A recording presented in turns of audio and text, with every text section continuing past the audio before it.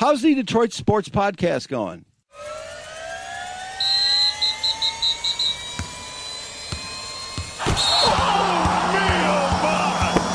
This is the Detroit Sports Podcast Network. Hey everybody, this is Freddie Cohen of ESPN Radio. When I'm not talking about breaking news or breaking news on ESPN Radio, I'm always a fan and listen to the Detroit Sports Podcast, and so should you.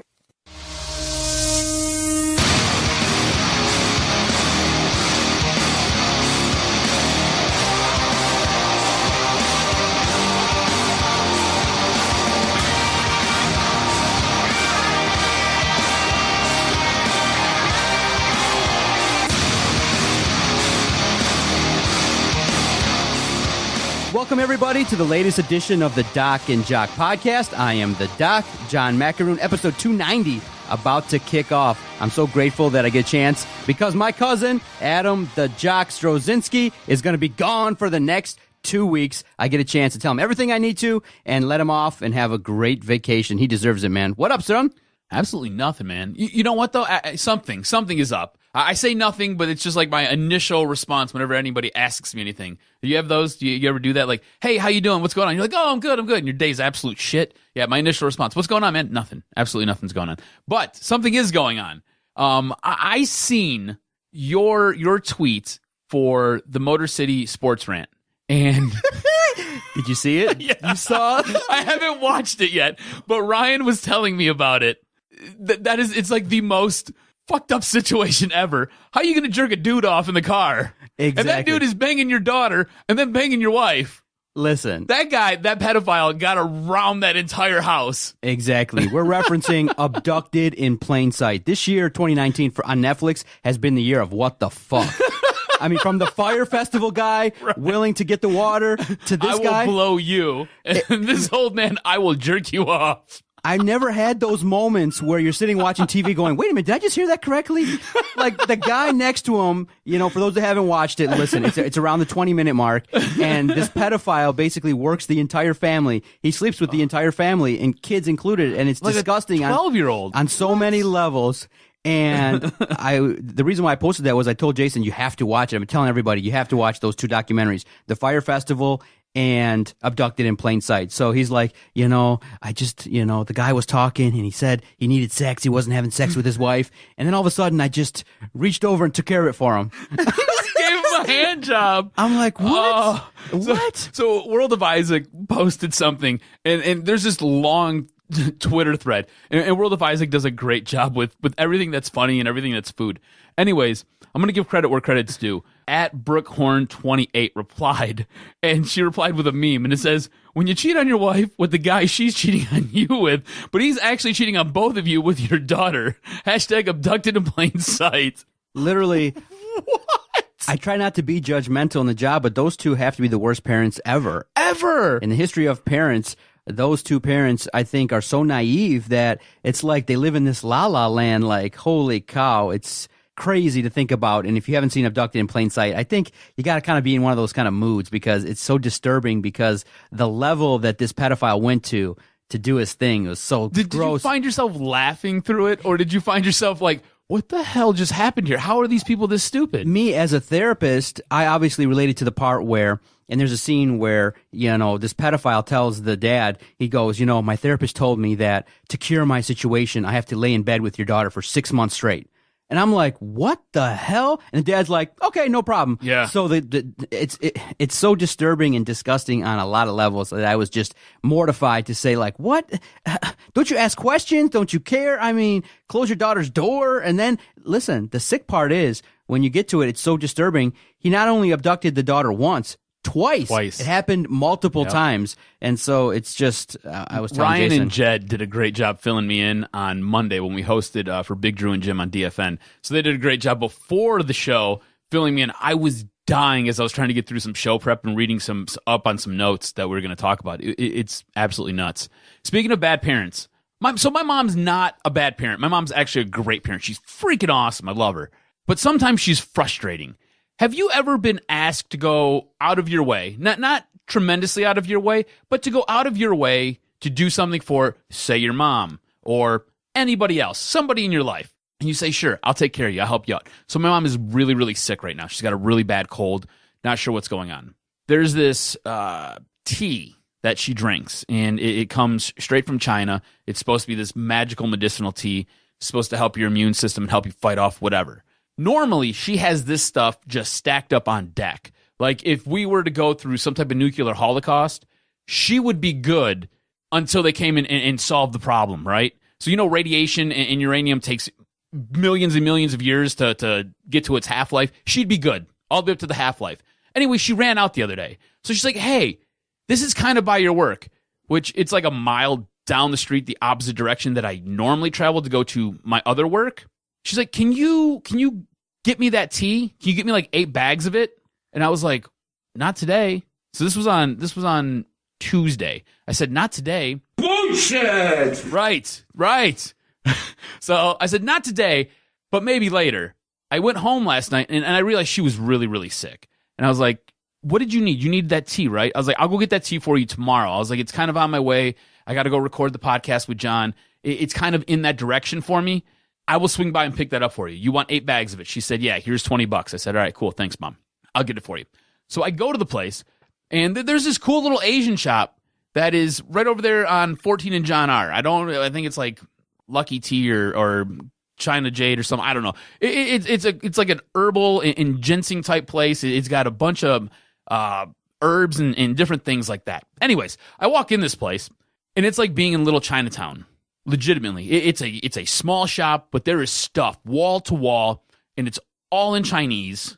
I have no idea really what I'm looking for. I've seen the bag before, like once in my life, so I'm trying to recall what it actually looks like. I'm walking up and down every aisle. I've got 3 little Asian boys running around. They're playing something, probably Dragon Ball Z, which was awesome. I wanted to join in. What's the place called again? Vegeta. I don't know, like Lucky Jade or something like that. I just type in 14 John R and it's just Asian store. It'll pop up. Anyways, little kids running around. I'm trying to find this stuff. Mind you, it's tea on tea on tea on tea on tea. Like, it's just a whole aisle of tea, and it all looks the same, and you can't read it because I don't read Chinese. So on the very, very bottom shelf, after going up and down every aisle 3 times, trying to call her so she could describe what the packaging looks like to me, I find what I believe is it. I take a picture of it. I send it to her, and then I call her immediately. Like, hey, look at your phone. Is this it? I need to know right now because I got to get over here so we can do our thing. And she doesn't answer. I call her again. Doesn't answer. I call her again. Doesn't answer. I call her again. Doesn't answer. Mind you, at 10:40 in the morning, she sent me a message. Don't forget my tea. I call her again. Doesn't answer. Finally, I say, you know what? Screw this. I'm calling my stepdad because they work together. Guess who picks up? My freaking mom picks up my stepdad's phone. And I'm like, hey, what are you doing? And she's like, what's going on? I was like, check your phone. She's like, my phone's not working. I was like, what do you mean your phone's not working? She's like, my phone's not working. And then she like flips open her phone and she's like, oh yeah, that's the stuff. You just said your phone wasn't working. How do you know that's the stuff? And she's like, well, my Bluetooth, my headset, it's not connected. I was like, Jesus Christ, come on. Are you serious? Honestly, I'm wasting time calling her. I need to be here with you so we can do our thing because I got to go to the other job. And she's like, yeah, that's the stuff. And it's all because her Bluetooth headset wasn't working. What? Like, I'm trying to do something nice for you. Just answer your phone and give me a yes or no. Do I have the right stuff? Because I don't speak Chinese.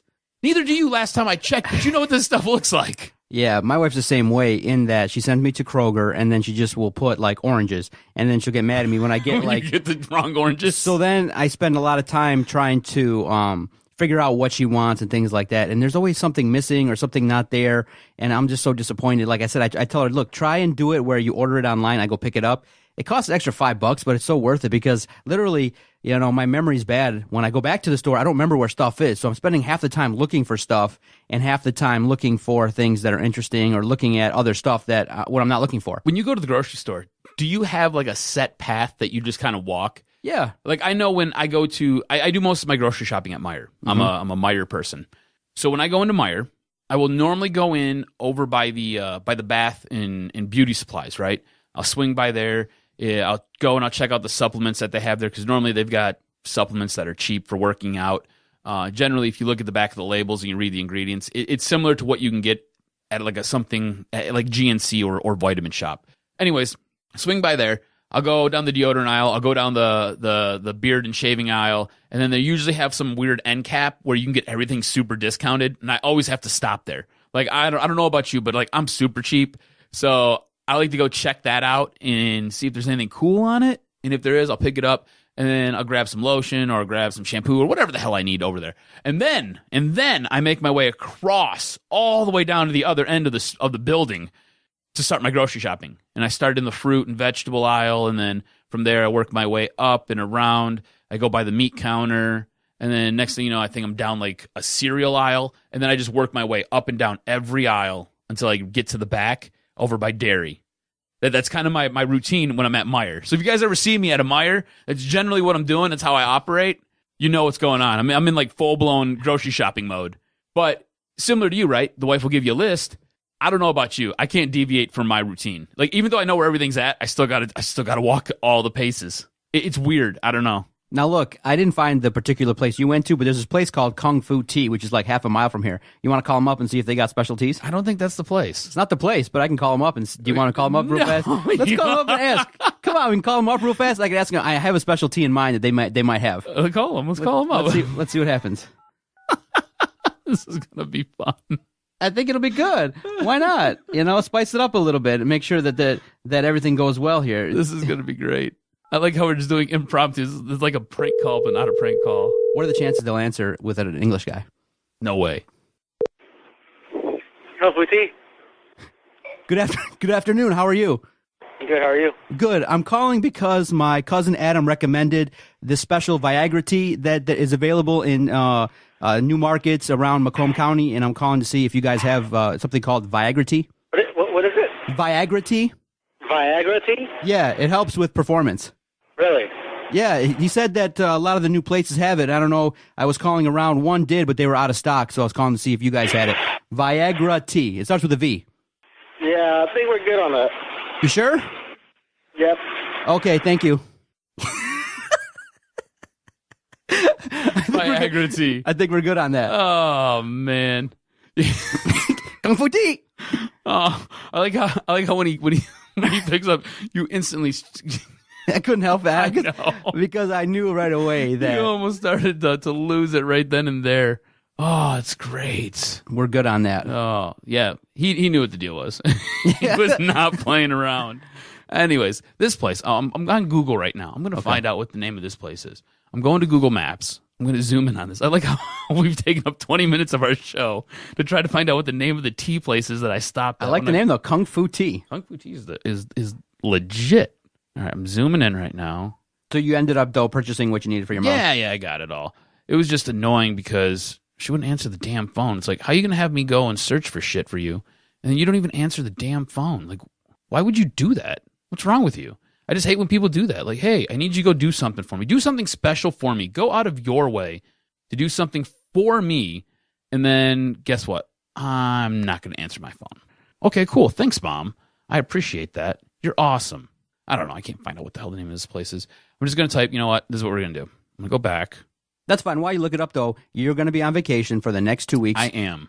How excited are you to go to Brazil and kind of take some time off and hang out on the beaches, enjoy some nice weather? I think a lot of people are at this time of year. Right around mid-February, I think people get stir crazy and they got to get out of town. And my sister took her kids to Florida this week because a lot of the kids have winter break. So we have a situation in which you get a chance to get out here for a couple of weeks. Are you excited? Far East Ginseng Urban Tea is what it's called. Far East Ginseng. Yes, okay, that's what it's called. Just FYI. Great place. Wall-to-wall tea and other herbs. I'm excited. So we're going back to Brazil. My wife hasn't seen her parents in like 3 years, maybe 4. What was the last time I went there? I don't know. We did a show from there. It was about 4 years ago. Yeah. So it's been a while since she's seen her parents. So we're going there. It's going to be over Carnival. So it'll be my first Carnival experience. If you guys know anything about Carnival, it's like a giant festival, like days worth of dancing and drinking and girls wearing hardly anything. So it's going to be awesome. It's like Mardi Gras, but like Brazilian style. The sex. Yes, the sex. The sex. I love the Iron Sheik. He's like half unintelligible. It's like he's drunk all day. Oh, it's great. But no, I'm excited. It should be a good time. I feel bad because I'm leaving you high and dry 2 weeks in a row.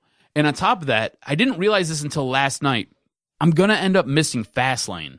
Oh. I'm going to miss Fastlane. Like, Fastlane is going to be the Sunday just before I come back. I come back on a Monday. It's going to be the Sunday just before I come back. So Could have a new WWE World Champion. we could. So whoever fills in for me doing the Doc and Jock Wrestling podcast, they're going to have to pick for me. All right? I'll send you all kinds of information before I leave, and we can just kind of take care of it that way. Whoever picks for me, as long as they don't sabotage me, I'll listen. Okay, so good. if they sabotage me, none of it's counting, just so you know. Doesn't count. Doesn't count. It's got to be legit. So if it's Kenny or if it's Dennis or if it's somebody else, whoever, we can get Adam on. I don't care. Adam's got a pretty good mind for wrestling. So possibilities. All right, before we get into the hardcore sports, I want to thank the sponsors of this fine broadcast, the Detroit Waza Flow Soccer Team and the Motor City Pawn Brokers. All right, because I was excited. I think everybody that's been anticipating Michigan State versus Michigan was excited because we've all been waiting. It's the end of February, and the Big Ten regular season basically is almost over. And now, finally, we get a chance to see the top teams in the Big Ten battle each other. But unfortunately, Nick Ward's injury kind of takes the luster off of this matchup, and I do think that because of the injury, I don't think Michigan State's going to be able to compete at Chrysler, at least in the first meeting. Maybe by the second meeting, they'll have their rhythm in play. They'll have the backups actually playing at a better clip. But this go-around this Sunday, it kind of takes the luster off a little bit, having Nick Ward not be there, because you don't just easily replace 15.7 rebounds. Now, on Wednesday, Michigan State will have had the opportunity to kind of, work some kinks out versus Rutgers. I fully expect that, that contest will have gone in Michigan State's favor. But by this Sunday, I just don't think it's enough time to try and see how you're going to, match up versus Michigan, who's going to be playing very well. They're going to be excited. That house is going to be crazy at Chrysler. And I just think that the Nick Ward injury really puts a damper on what Michigan State could have done. Now, look, based on what we're seeing with Carolina, Duke, the top teams in the country, you realize, okay, you know what? Michigan State probably wasn't going to get to the Final Four. They probably could have. Maybe their ceiling could have been Sweet 16, Elite 8. Now, as a result of this injury, you kind of, might have to question how far they can get in the tournament. Some people are questioning whether they can get out of the first tournament. Some people, like yourself, are thinking they might not get out of the first game. And it just sucks to think that way because of the fact that in college basketball, and really in sports in general, when an injury happens, it's so devastating, especially when Michigan State was just starting to get in rhythm. Nick Ward was a guy that was called out by Tom Izzo and called out by, his own teammates saying, look, you're a big part of this offense. You're a big part of the defense. You do a lot for us. And then to go down with a fractured bone in his left hand, it doesn't look like he's going to come back fast, no matter how fast of a magic healer he thinks he is. I don't expect him to come back at least until maybe the Sweet 16 game, if he gets lucky to come back. It just sucks as a fan just to know that you're not going into a big, huge contest with all your reinforcements there, because even with Nick Ward, I think that game Sunday would have been tough to walk away with the victory, but I'm kind of expecting maybe 10-point victory by Michigan. I just don't see a real competitive game coming out of it, because Michigan can light you up real fast, 2 to 3 3-pointers real fast in a row, and a 1-point game can be 12 just like that. And then you factor in, if he does come back, right? If he does come back for the Sweet 16, what kind of shape is he in? Is he in game shape? Can he help and contribute the moment he comes back? And I just don't know if he's going to be in game shape, if he's going to be ready, if he's going to be able to give you the minutes that you need, especially coming off with the bum hand. And it's not even just, it's a bum hand, right? It's his shooting hand. That's the worst thing. This is a huge blow for Michigan State. You just mentioned it. You were looking at Nick Ward as kind of starting to put things together. He was starting to play up to the level I think everybody expected him to play to. And then he goes down with this injury. For most of the season, Cassius Winston has carried this team. This team has gotten on Cassius Winston's back, and he has got them to this point. Right now, they're in a 3-way tie for first place in the Big Ten. And that's all because of Cassius. Winston started to put some stuff together the last 3 games, and you're like, okay, cool.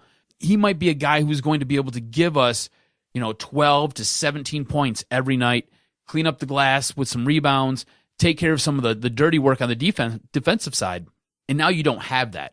So where are you going to make up those points? That's my big concern. That's why I think this injury is so brutal for this team, because it's been Cassius Winston and all Cassius Winston. And now Nick Ward was starting to chip in and really help out and help to carry this team. So where are you going to get those points when, for the majority of the season, guys really haven't done it? Or if they have done it, they haven't done it consistently enough to where you're like, okay, cool, we can count on him for 10. We can count on him for 12. We can count on that guy to go clean up the glass. We can count on that guy to play some monster defense. It hasn't been there all season. So now how are you going to turn around and tell me, like, okay, cool, it's all going to be all right. Cassius is going to keep doing what he's doing, essentially playing an entire game every single night. And we're going to get other guys. We're going to get our secondary scoring going now because we have to. And there's 4 games left in the Big Ten season. And then we got the tournament. So we're going to get it going right now because we have to. Well, no. You needed to get it going earlier this year, and you haven't done it yet.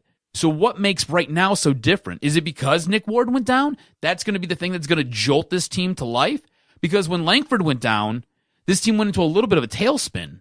And then it took Cassius Winston pulling him out of it to get things righted again. And that was when Nick Ward decided, oh, cool, I have to start playing. I've got to start pulling my own weight. And now Nick Ward goes down, and you've got really nobody else that you're looking to lean on. I mean, you can go through and you can give me names of guys who you think are going to do stuff, but when you look at what they contribute regularly, it's not enough. That's why I think they're going to struggle. Hold on. That's why I think they're going to struggle in the NCAA tournament. That's why I think I could see this team getting bounced in their first game. Because at this point, yes. Fucking piece of shit. No good motherfucker. Liar. Why? I don't believe you believe that. The Iron Sheik. You don't believe that. No, let me explain, right? So right now, right, they're ranked 10th. So if we were to put a bracket together, they would essentially be they'd be a third seed in, I don't know, some conference, in maybe the West Conference or maybe the North Conference, okay? So they'd be a third seed. That's right now. You still have 4 games plus you have your Big Ten tournament, all right? I think they might split their last 4 games. I think they lose both to Michigan. So now it's 2 more losses. You're going to go into the Big Ten tournament. Maybe you win one, maybe you lose one. So now it's 3 more losses. That's probably going to drop you down. Now factor in third or fourth seed. Okay. That the board, that the committee who puts everything together is going to be like, well, they only really have one guy. And Nick Ward's out. No guarantee he comes back. Langford's out. No guarantee he comes back. It is Izzo, though. So they'll give him a little bit of a boost there. I could see them being ranked as low as a 6 seed. Do you know what I'm saying? So at that point, now you're a 6 seed. The competition gets ratcheted up. It's not like being a 2 seed going up against a 15. And you know how that worked out with Middle Tennessee State. So I just see it being a little bit more difficult for Michigan State right now. In the loss of Nick Ward, I think a lot of Michigan State fans just kind of want to poo-poo it and be like, no, we got this. It's going to be okay. Izzo's going to work his magic, and Cassius is going to give us 40 minutes a night, and he's going to give us 40 points a night. It doesn't work that way, guys. It just doesn't.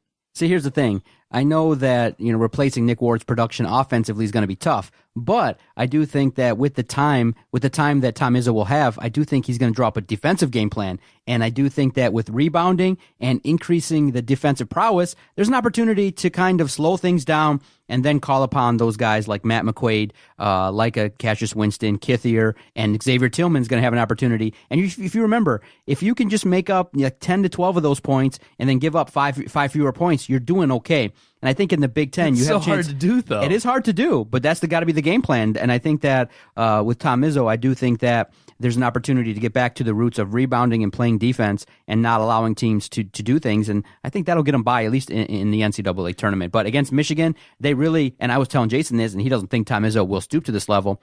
But sometimes when your back is against the wall, you got to muck it up. I think you got to kind of play a little bit rough. When those guys try to get in the lane, push them down. Maybe take a technical. Maybe have a Foster lawyer get in there and rough it up a little bit and play a little bit dirty. I think slowing the game down.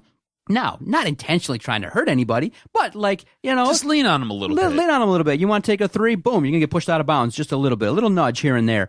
If Michigan State can test Michigan's toughness, can they handle adversity? Because the pressure is going to be on. They got to force Michigan to make those shots. And Michigan, to look at them for a second, they haven't been consistently hitting the 3 like they have. They've hit a little bit of a lull midway now through the season, and they've kind of struggled a little bit to get the W's. They're still got enough talent to get the W's. They're still working out rotations and things like that. The defense is still doing decent. But if you can get Teskey in foul trouble, if you can lean on Michigan a little bit, Michigan State with the us against the world mentality with a little bit extra focus and pressure, I think there's a chance for them to compete, maybe at home more than at Chrysler, but I don't think that it's going to be as easy as everyone thinks. I think a lot of people are writing Michigan State off, and I just can't do that yet, but I do think, bottom line, Michigan will win the games, but I think if Michigan State wants to have, prime A option of what to do, maybe muck it up a little bit, get a little bit dirty, rough and tumble, see how that plays against Michigan on the road.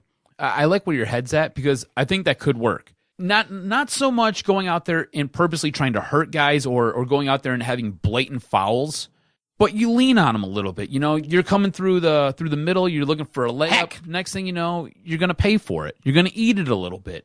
I think that could work. I think that could get Michigan off its game just enough to where Michigan State has a chance in the game.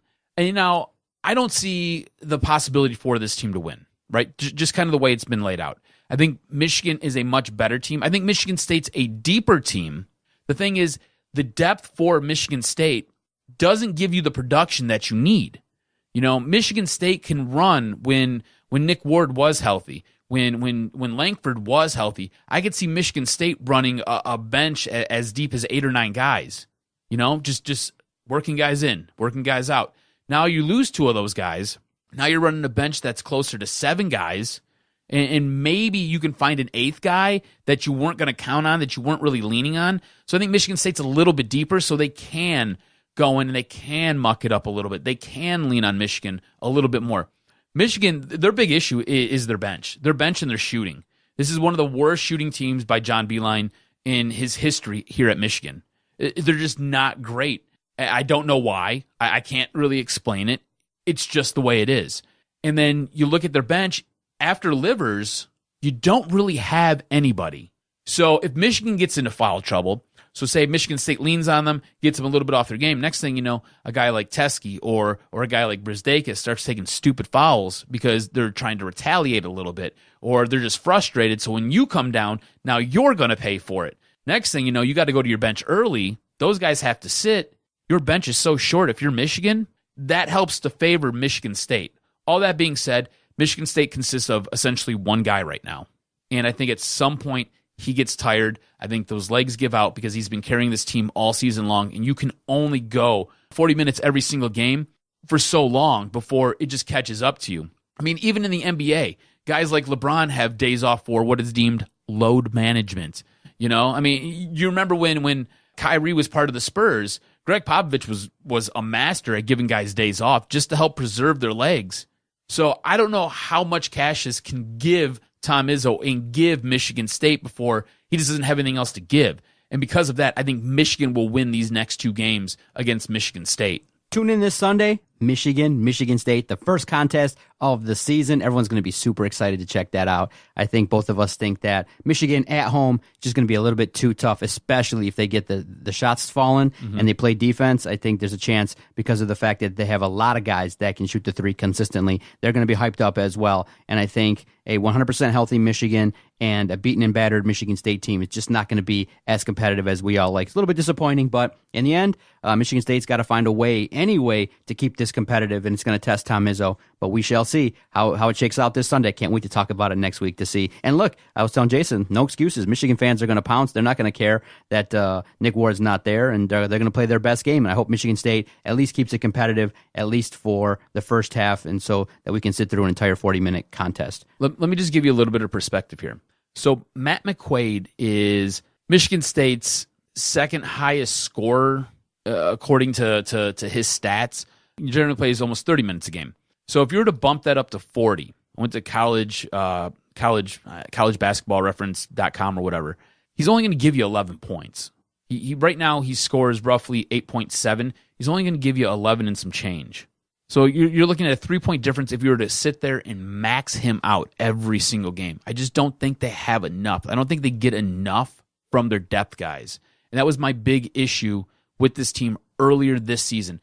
McQuaid was a guy I was looking to really help. And when Langford went down, I was like, okay, cool. This is just going to fall on Matt McQuaid. He's going to step up. He's going to elevate his game. He's going to produce. He's going to help carry this load and help shoulder it along with Cassius. Just hasn't really worked out. He's had one game where he was close to 20 points. It was an 18-point showing, and I believe it was against Minnesota a few weeks ago.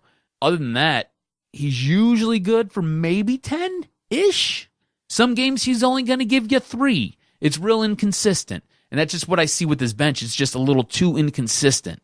So it'll be interesting to see what Tom Izzo does. You got a game against Rutgers coming up here, and then after that you've got Michigan. So the Rutgers game, they can kind of figure things out and then put it all into play for Michigan. Okay, second half of the podcast, we got to talk about the Lions. I'm real fascinated with some of the moves that could be made. Some early mock drafts are starting to be put together. Some names are starting to come out. Now, I was asked about whether the Lions could potentially entertain a tight end to be drafted in the first round. We'll share our thoughts on that because Mel Kiper has officially put it in a mock draft, so we will address it. We'll address what the outcome could be if they decide to go that route. And to end the podcast, we'll talk about the Red Wings and the trade deadline, who should stay, who should go. I'm excited to talk about those things on the Doc and Jock podcast. Stay with us.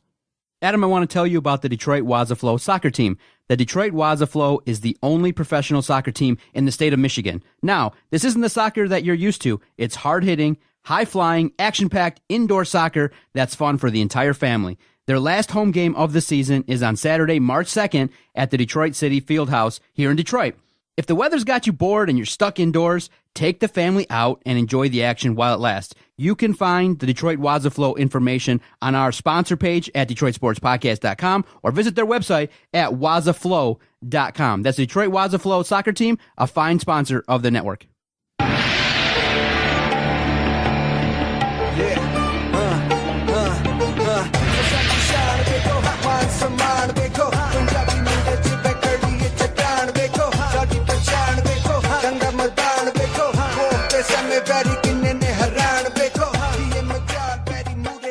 At this point in the offseason, everyone's getting excited. I know you are too for the NFL Combine. Some names are starting to be discussed as who's going to show up, who's going to throw, who's not going to throw. Some people's obviously stock can rise or fall based on their performance in the Combine. So it's that time of year where the draft talk is starting to be picked up a little bit. More mock drafts, those that are in the know start putting it out there. And so Detroit Lion talk is great. And especially with Bob Quinn, people are definitely honing in on him, really assessing whether he's really serious about building a winner.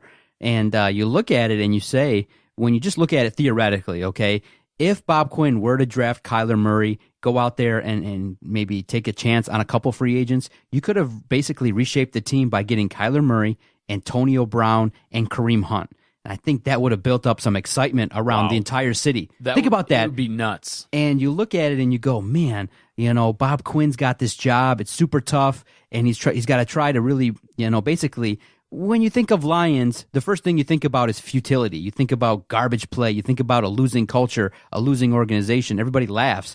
And you realize, you know what? It's going to take a lot to get this team over the hump. And just kind of piecing it together the way that Bob Quinn is doing it, yeah, you could potentially get into the playoffs, win a game or two, but does anybody really think that the Lions are on a trajectory to actually consistently, build and look like the New England Patriots? No, I don't think anybody believes that. People still laugh and joke around when they talk about the Lions, and it stinks because we're huge fans of the Lions and we want them to be successful. And it just stinks because you look at Bob Quinn and you look at what's out there, and I know his job is also to build for the future and things like that, but when your fan base is starving, you got to maybe just go out and say, you know what? Why not take a chance 1 year and say, you know what, 2019's our year? Why not go out there and load up, especially when you got this cap situation that could be in your favor? You could upgrade the team, at least make people believe that you're trying to do some things. But unfortunately, a lot of people are looking at Antonio Brown and looking at a guy that's, basically divorcing himself from the Steelers, and they're saying, he's on the move, basically get him. But, guy in his 30s, I wish we could have acquired Antonio Brown 5 years ago. I wish we could have got Le'Veon Bell a couple years ago, not when they're kind of a little bit down the road in their careers. It just the idea of those guys, the idea of acquiring some superstars for the Lions. When you look at it, Kenny Galladay is a burgeoning star. Darius Slay slightly has some swagger. But other than that, there's no real, There's nothing. There's nothing. Snacks. There's nobody. But he's not going to talk and have a major personality. He's great on Twitter. Follow him on Twitter. He's awesome. So I want to ask you this. Do the Lions need swagger, or should they continue on the path that they're on and just try and build a defense and try to do it the conservative, low-key kind of way? Do they need swagger? Do they need like that guy, think that Antonio Brown? I think they need a guy like an Antonio Brown. I do. I think they need an identity. What's the identity of this team? Does anybody know? If somebody knows, let me know. And more to your point about going out and making moves on during free agency and going out and being aggressive and bullish and getting guys, right? Look at two teams that have played in the Super Bowl the last 2 years. Two teams, one won it, and the other one lost it, but it was close. Look at the Los Angeles Rams this year. They were huge players in free agency. Huge players. Look at the Philadelphia Eagles last year.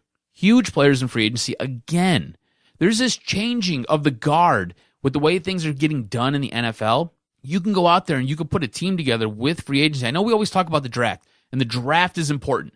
The draft is incredibly important because you need to grab your quarterback. He's generally the highest paid player on your team. You get your quarterback. You talk about this all the time. You get your quarterback and you get him on that first 5-year deal where he's super affordable. It allows you to put pieces around him and slot guys around him that you can maybe overpay or you can give a little bit more money to help with the production. And you brought up a guy like Kareem Hunt. Kareem Hunt's not getting paid crap this year. Now, there's a good chance that he's going to miss the first 12 games, which puts you in a little bit of a bind. But if you go back to last year, your running back couldn't even get through 12 games, you know? So just as he's getting hurt, maybe this guy comes off the shelf and is able to give you some production while Kerryon Johnson is on the mend. Antonio Brown. The early rumors and speculation were Antonio Brown for a 4th-round pick. For a 4th-round pick. The moment that was announced, the moment that was what the offer essentially was, I'd have been on the phone with Art Rooney so quick and it would have been like, hey, look, we've got Philly's 3rd-round pick. We're going to give you that. You can send Antonio our way. We'll take all of that. And look at this team. You traded away Golden Tate, who was awesome, right? He was a huge piece for this team, did a lot of different things. You traded him away. You got that 3rd-round pick. You mean to tell me you wouldn't trade Golden Tate for Antonio Brown? Like, is this Madden? Are we playing a video game? Hell yeah, you'd do that all day long. And if I told you get Antonio Brown for a 3rd-round pick, not even your own 3rd-round pick, somebody else's 3rd-round pick later in the draft, you mean to tell me you wouldn't do that? All day long you would do that. And this is a guy who could become, I don't know, the face of your franchise, the swagger that you need. He could be he's a little outspoken for me, but you know what? It'd be a lot better than anything else you got going on. You got Matt Stafford. You don't need that, right? The guy never says anything. He's a cardboard box. Get a cardboard cutout of Matt Stafford. That's what you're getting all day long. You know, you don't need that. Give him a weapon that can get down the field. Oh, please. Please, why the hell not? Why the hell not? And you were to pair, you said Kareem Hunt. I love Kareem Hunt, right? I do. I seen the video, guys. I'll say it again. I didn't think it was all that bad. I really didn't. It wasn't the best look. I didn't think it was all that bad. Okay? Go get Kareem Hunt. And put him on this offense. More weapons. Load up. More weapons. It's cool. And then you know what you do? Your draft.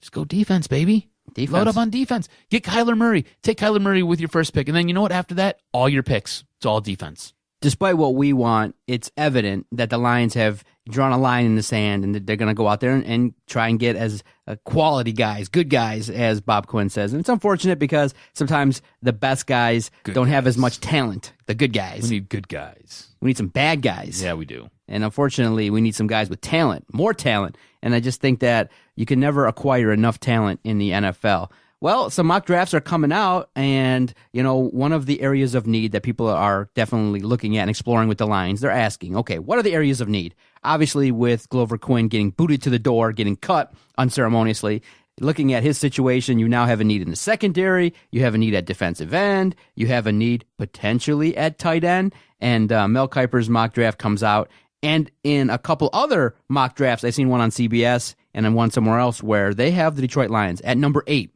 Drafting and selecting tight end from Iowa, TJ Hockenson. And everybody's talking about it. Everybody's looking at it and exploring, holy cow, could the Lions do the same thing again? A guy like Eric Ebron was on your roster. You let him go basically for nothing.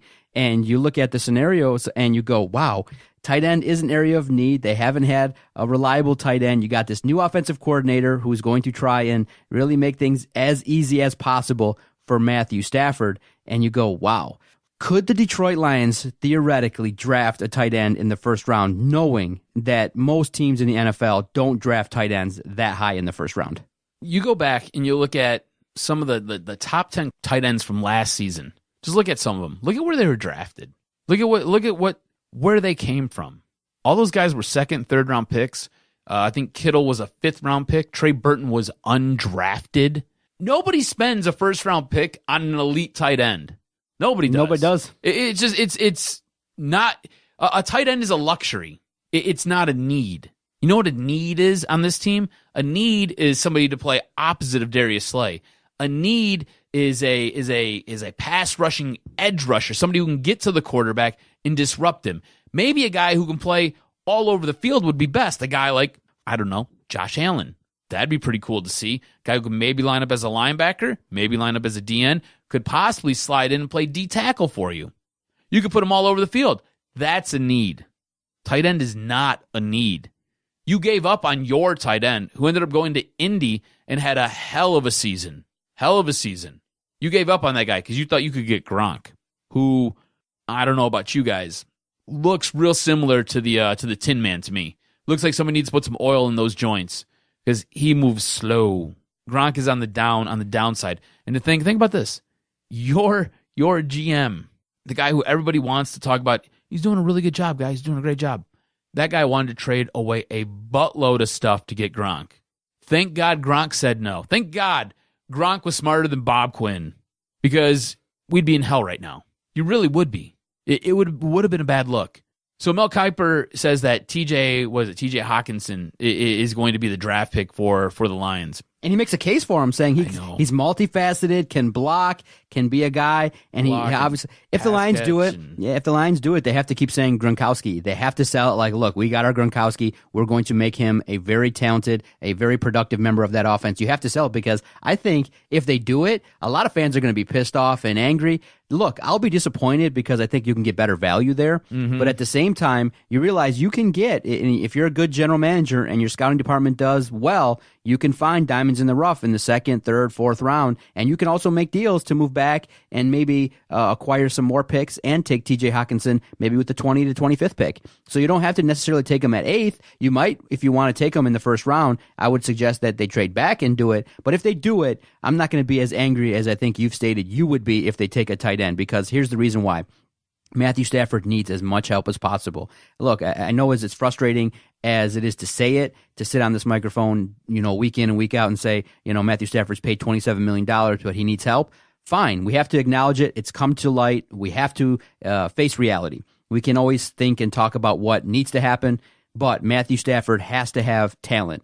I know people get pissed off when they hear weapons for Stafford. Mm-hmm. If you want to win, you need weapons for Stafford. You need them. So if this guy can catch 8 to 10 touchdowns every single year and can be that security blanket on 3rd down, then do it and make the decision and own it and spin it in a way that makes people believe. Because if you do it, then you're going to take a lot of backlash. But who really thought that the Lions were going to take Ragnow in the 1st round last year? They did it, and he had his ups and downs, and you now realize they're going to try and retool that offensive line for a running game. But the tight end is huge in most offenses, and especially the Patriot way. A tight end has to be productive, and the Lions have yet to find one consistently that can be that security blanket for Matthew Stafford. So if they do it, I don't think they will, but if they do it, I would understand it. Let me pose this scenario to you. Okay, at 8, Lions don't trade back; they stay at 8. They go out and they draft the guy. Ceylon Farrell looks like he'll be available at that point. He's a guy who earlier I was really high on. Then I fell in love with Josh Allen. Doesn't look like Josh Allen's going to be there when the Lions get to draft, but Ceylon Farrell might be there. He's an edge rusher out of Clemson. Looks to be extremely productive. Has a good first step, good quick burst, can get to the quarterback, very disruptive. He essentially would fill Ziggy Ansah, and he might be a better version of Ziggy Ansah. You don't know. At 8, they go Ceylon Farrell. Then TJ Hockenson is gone by the time you get to draft again in the 2nd round. 2nd round, you're still drafting high. You go out and you grab Alabama tight end Irv Smith. He projects to be the number 2 tight end. He's a big athletic guy. He's good at blocking. He's not as athletic as Hockenson, but he's just a notch below. Could you do that I think you could do that. And I think if you're a Lions fan, I think you're a little bit happier with a scenario like that. You've addressed an issue on defense, a major hole, and then you turn around and you can add that tight end who could become your next Travis Kelce, could become your Gronkowski, could become insert Jimmy Graham when Jimmy Graham was really productive in New Orleans. He could be that guy, and then the rest of your draft, you're probably going to have to go defense, maybe add a slot wide receiver in there someplace, because I don't see this team trading anything for a guy like Antonio Brown or doing anything like that. But I think I would be okay with that scenario instead of getting a tight end in your first round. You don't need a tight end in the first. Do you realize the Detroit Lions? I think the Detroit Lions are the only team. I think Kyle Meineke had the stat. The Detroit Lions are the only team in the NFL to go out and draft 2 top 20 tight ends. Right, exactly. Like in history, like top 20 tight ends. And that was Eric Ebron and Brandon Pettigrew. And you remember when you had Pettigrew? You could have got Ray Maluga. Oh, I really wanted Ray Maluga. Right. I really wanted him. I didn't care that he got behind Aaron Andrews and pretended to hump her. I thought it was cool. I thought it was funny. Have a funny bone in your body. He was trying to put a bone in her body. Yeah, boy. The interesting part of this is, well, when TJ Hockenson goes to the combine, we'll get a chance to see him a little bit, how his numbers really measure out. And I'm sad. I just realized I'm gonna miss all of the combine. Oh, I'm hit that DVR. I'm hoping in Brazil. Yeah, you know what? I have Sling TV. Yep. I can pull it up on my computer if I have an internet access. I have no idea if I'm gonna have internet access, but I can pull it up. So yeah, you're right. I'm gonna DVR it all, and I'm gonna watch it. I love. We've discussed my love of the underwear Olympics, and it's gotten to the point now where some of it's going to be aired on network television. Yeah, ABC is going to pick up some of it. It's so great. Me and my wife likes it, but my wife likes watching it for different reasons. She likes watching their wieners when they run in those shorts. So weird. She's like, "Why isn't yours that big?" And I'm like, "I got a little guy." He's cute though. Right. But he's cute. He's cute. He's fierce.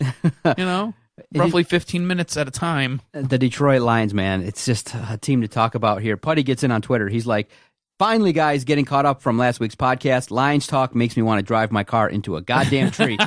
I am developing anger issues hearing you describe, Adam, what an embarrassment they are to the city and the league. Doc, I need help. There's no help, Putty. Look, there is no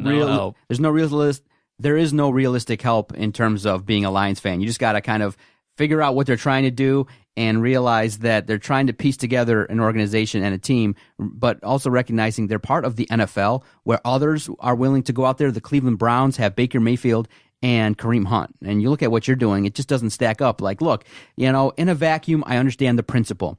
Okay, but sometimes being idealistic puts you in last place. The age-old adage of nice guys finish last. Look, in the NFL, there are teams that have talent, and you're starting from behind. And to catch up, to try and win a Super Bowl, it just, what the Lions are doing doesn't add up.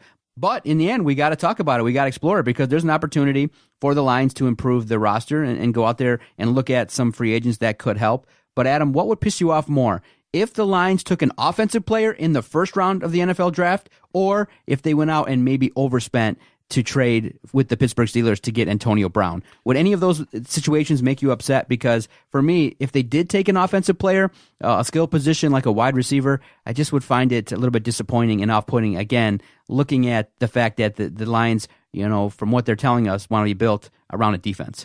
How much is overspending for Antonio Brown? Let's say a second rounder and a player. And a player. Do you have a specific player in mind, or a starter, or maybe a tweener, rotational guy? Go rotational guy? Yeah. So I don't think I'd mind giving up that second round pick. I mean, you mean to tell me you're going to get arguably a top 5 wide receiver in the game right now for a second round pick? I mean, you couldn't strike gold like that if you're the Detroit Lions if you wanted to. That'd be like taking your second round pick and going to the window and be like, cool, we'll take a top 5 wide receiver. Thank you. So I don't think I'd have an issue with that. With those two choices, that means I would have a huge issue if they took an offensive player in the first round. That offensive player not being Kyler Murray. If Kyler Murray falls to you at 8 and you believe he's the second coming of Christ and you go grab him, I'm okay with that. But you go out and you grab a wide receiver? No, and no. You go grab a running back? No. Like that's not going to work for me at all. I would absolutely go crazy with that scenario. I would probably punch my TV What are the odds you think Antonio Brown ends up on the Lions roster 2019? 20%? 4%. 4%? Yeah, real low. Not. I don't see it happening. I mean, I would love for it to happen. I think we all would love for it to happen. I don't see it. I don't know how that happens.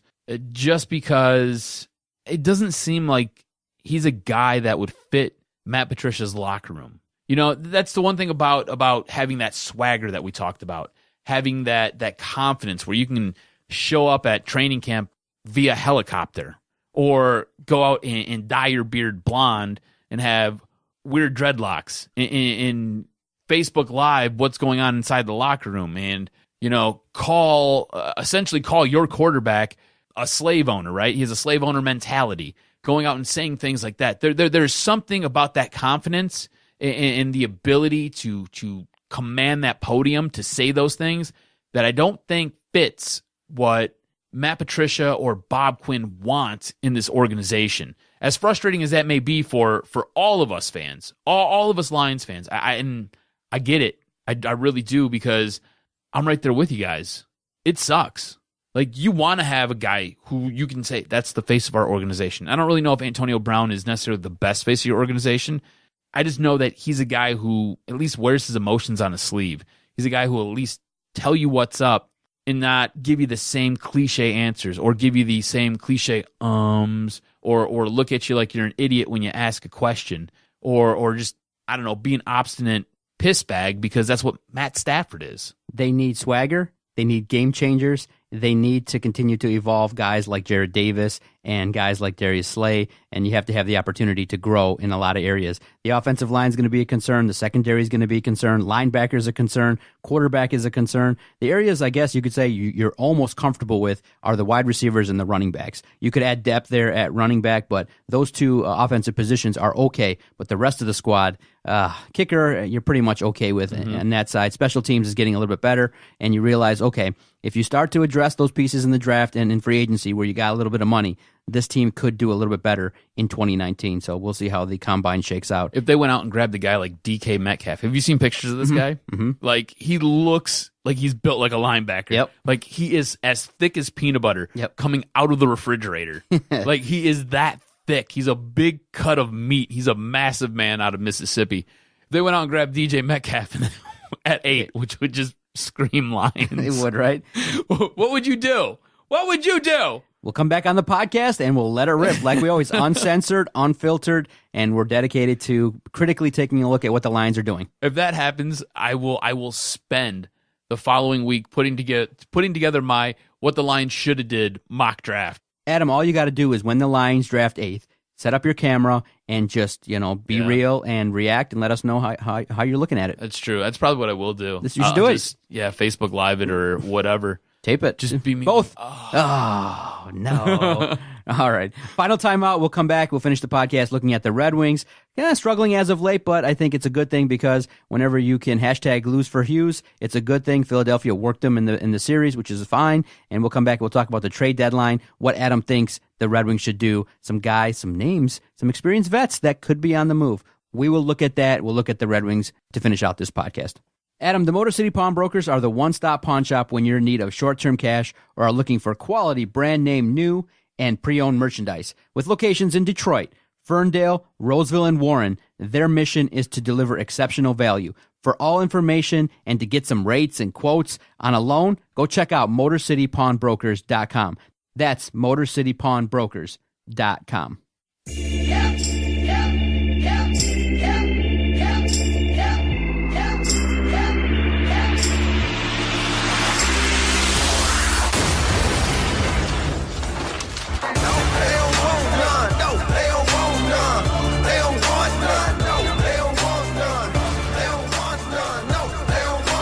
I don't know if you're checking the news, but it's being reported that Philippe Zadina he's about to be called up from the Red Wings after the trade deadline. I think we're going to get a chance to have an opportunity to see what he's done. He hasn't really lit it up in the minors. I think a lot of people are looking at it going, man, his adjustment from being a youngster in the minors to where he's at now has not gone well in Grand Rapids. And people are like, well, he hasn't dominated, but he's going to get a chance. And why not? Because of the fact that, the Red Wings aren't really doing much. They're losing a bunch of games. And you realize, okay, most of the fan base is okay with it. They're not as angry, a little bit apathetic, but they're still peeking in a little bit to what the Red Wings are doing. I think the biggest source of insight that the fans are looking at is, what are Ken Holland and the organization going to do at the trade deadline? Can they make a move like they made last year with Thomas Tatar and acquire some more draft picks? And there are some names that the Red Wings could let go of, whether it be Jimmy Howard, Gustav Nyquist, Nick Jensen. I read reports that Nick Jensen might be, moved, and the market would be like a second-round pick. Jimmy Howard probably could get you a first or second-round pick if he can continue to play at the level that he has, if a team maybe is desperate for a goaltender. Gustav Nyquist, up and down, that's a struggle. I think that of those names, I don't think by Monday at the trade deadline, which I think is 3 p.m. next Monday, I don't think Nyquist will be moved. And in regards to Ken Holland, the thing that most people are frustrated with is, if you're going to make this move to Steve Yzerman, why are you letting Ken Holland make these moves, especially with some of these bad contracts? I mean, I get messages all the time, hundreds of messages on our Twitter page at Detroit Podcast, and the name that people just keep tweeting and messaging us is, dude, we got Justin Abdelkader for a lot more years at a lot of money, and dude hasn't scored a goal in months. And I'm like, yeah, you start looking at some of those contracts, you realize, man, Ken Holland, when he built this roster, he's kind of lost it. He hasn't done really well at all, and the Red Wings are on the verge of 3 consecutive seasons, 3 years, almost half of this podcast, where the Red Wings have not been in the postseason. And so you look at it, every trade deadline, every offseason is so important to improve your roster. I'm just not confident that Ken Holland's going to make the right moves consistently. And you realize, man, guys like Larkin, guys like, Athanasiou, they're there, they're a staple. Mantha, that's fine. But surrounding the teams, not much else. And you go, man, Vanek and others, and you got all these veterans. You just realize when you explore it, it's a rebuild, but a rebuild light. A complete rebuild is letting go of a lot of veterans, having a really low salary. And you go, wow, look at the Red Wings salary situation. And you go, man, there's a lot of contracts that I wouldn't want on this roster. So how are you looking at the trade deadline? How have you viewed the Red Wings in the last few weeks? So I'm all aboard the lose for Hughes mindset. I think it's the right way to go. I think it's what this team has to do to get themselves in a spot to be good and competing in 2 or 3 years. Now, you named a bunch of guys when we first started this topic: Nyquist, Jensen, Jimmy Howard. And these are all guys who are supposedly on the trade block. And as far as Jimmy Howard goes, there has been some conversation that the Calgary Flames are interested in him. They're currently second in the league, I believe, in points. They've got a goaltender. They have a goaltending prospect that you might be able to pry away from them, and he might be ready to go when everything is ready to go for this team. Again, we're looking 2-3 years out maybe. So I like that. I think that's solid. Nick Jensen, young defenseman. He's reliable back there on the blue line. I'd like to keep him, but you're probably not going to be able to. You have a little bit of a logjam as far as defense goes here with this team. So you trade him away. Maybe you get a second or a third round pick. As far as Gus Nyquist goes, he's really interesting. This is a guy I think you could get a late first round pick for. I know you brought up the Thomas Tatar trade from last year. I don't know if you're going to get something like that. That was crazy. When that happened, we were all like, how did Ken Holland Jedi mind trick? Like, you got a first, a second, and a third in consecutive years? Like, what? How? Where? You were sitting there scratching your head trying to figure out, how the hell did this just happen? But he did it. As far as Gus goes, he has a no-trade clause in his contract. So he has to give the thumbs up in order to be moved. And I think if you send him to a team, say Tampa Bay, I think he fits in perfect at Tampa Bay. If you were to say maybe Calgary, I think he could work there. I think he could work for a team like the Jets, maybe even the Islanders. These are all teams that are competing for playoff spots right now. I think he could work there, and I think he'd be okay with going to play in those areas. I come back to Jimmy Howard. I find Jimmy Howard to be really, really interesting because Jimmy wants to stay here. He's been on record, I want to stay in Detroit. So the conversation is, do you trade him, send him to, say, Calgary, right? You get that prospect back in return. Because at this point, I think the prospect is worth more than the draft pick because you don't have a goalie. You don't have your next goalie in your system right now. You know, for years, Thomas McCullum was going to be the guy. And then there was this guy, that guy. It was always like 6 guys back there who were supposed to be the guy. You don't have that anymore. You don't have the next guy for a goaltender. It's basically Jimmy Howard, and it stops after Jimmy Howard. So of those 3, who do you think gets moved? You trade. Well, this is the thing. You trade Jimmy Howard. He goes to Calgary. You get that prospect. Jimmy Howard comes back next year. I don't care if Jimmy Howard comes back next year. You just give him a much shorter deal and a much less expensive deal. I think the big issue everybody has with Jimmy Howard is we don't feel he's worth his almost $5 million he makes every single season. So 2 years, $6 million, so $3 million a year. I'm not sure if he wants that or not, but you offer him something along those lines. I think if somebody's going to get moved, I think the best play to get moved would probably be to Jimmy Howard. Yeah. If not Jimmy Howard, again, Gus Nyquist has a no trade clause. So Jimmy Howard would be the next guy. Gus Nyquist might get you your highest return though, just because he's playing really, really well this year. Now, in future weeks, we got to take a critical look at, you know what, going forward. If Steve Yzerman does come, does he retain Jeff Blashill? Now, he hasn't been saddled with great talent. Look, it's obvious that, you know, he took over a team that was young, that was going to be in transition. But you still look at some of these games. I caught both of those games versus Philadelphia, and you realize the Wings still make simple mistakes in their zone. They don't clear the puck out at times, turnovers. You realize, man, at this point in time in his tenure, the Wings don't look like they're getting better. You know, name me a guy that you said, okay, outside of Larkin, where you go, this guy under Jeff Blashill has gotten significantly better. I think a lot of the players have plateaued and maybe you could argue have regressed. So I feel like if you're going to actually put a stamp on this and you're going to go to Yzerman, I feel like, you know what, Jeff Blashill, in my opinion, is not the guy for the job. I think a more hard-nosed coach, a little bit more experienced guy coming in here with more talent, especially with a guy like Zadina. I don't want Jeff Blashill putting his mark on, Zadina. I just feel like, in looking at Jeff Blashill, he's done a C job. That's what I would grade him as in his tenure here. He could be a lot better, and I just think that the Wings aren't progressing at the level that you think you can get. I think there's better coaches out there, and you might have one already on your staff in Bilesma. Possible. Here's the thing. I think Athanasiou has gotten better. I think Mantha, I really wish he would just stop fighting guys. Like, stop breaking your hand on other dudes' faces. You need to put the puck in the net, not a lot smash, more. Yeah, not smash dudes' heads in. I don't necessarily have an issue if he was to keep Blashill. I don't think Blashill is great by any stroke of the imagination. He isn't out coaching anybody. And you're right. Bilesma might be a better coach. He might be. I don't know. If Steve Yzerman comes in, I'm going to leave it up to Steve Yzerman to pick that next guy. By the way, the goaltender I was talking about on Calgary, it's Tyler Parsons. He's from Chesterfield, Michigan. He was the guy who I was referencing earlier. I wanted to get his name right before I mentioned it. Before we get out of here, luckiest man of the week. I'm sure you've seen it. Pierre Maguire is lucky. Inches from having his face destroyed. If you haven't seen it, check it out. It's a great video where he's just sitting there in between the benches and a puck basically in slow motion. He's incrementally inching his head back as a puck is nearing, and it just goes right in front of him. And you realize, man, if that puck hits him, the side of his face is destroyed. Yeah. So that dude, luckiest guy of the week. Luckiest guy of the week for sure. Cuz, enjoy your vacation. I'm going to miss you, but I can't wait to come back. You'll come back at episode 293. We're on the road to 300, baby. I can't believe it. Hopefully I'll have some awesome stories you for will. you. Yes, sir. Awesome videos, too, that we can, on the down low. Yeah, on the DL, right? For the Jock, Adam Strozinski, I am the Doc, John Macaroon. Thank you for downloading the latest edition of the Doc and Jock podcast. Tell all your friends, one of the great podcasts in town. Thank you. It's not over yet, so you can ask me that one next week. Go Blue, bitch. This was locker room talk. Second dick.